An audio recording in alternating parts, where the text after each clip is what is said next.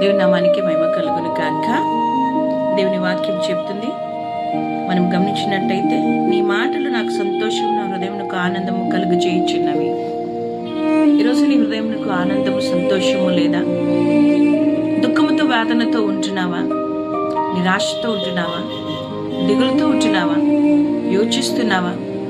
నా జీవితం ఏమి, నా పరిస్థితి ఏంటి అని నువ్వు ఆలోచన చేస్తున్నట్టయితే, నా ప్రియమైన దేవుని బిడ్డలారా, ఇర్మియా భక్తుడు అంటున్నాడు, నీ మాటలు నాకు సంతోషము, నా హృదయమునకు ఆనందము కలుగు చేయుచున్నవి.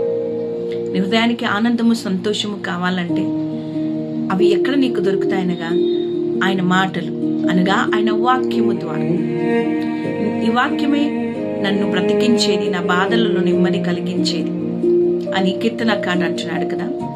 ఈ వాక్యము మేలిమి బంగారము కంటే కోరదగినది, తేనె కట్టెను చుట్ట తేనె దారల కంటే మధురమైనది.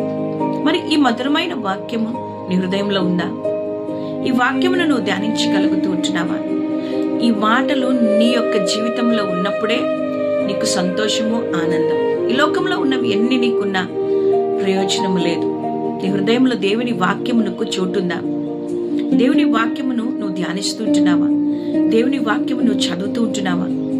ఎవరి వాక్యము?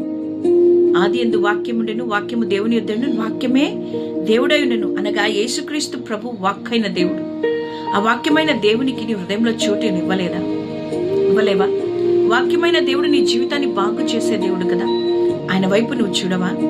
ఉదయకాలము వాక్యమును బట్టి నీ జీవితంను మార్చుకో, నీ బ్రతుకును మార్చుకో, వాక్యానికి చోటు నీ జీవితంలో ఆనందమును, సంతోషమును నువ్వు చూడగలుగుతావు. God bless you all.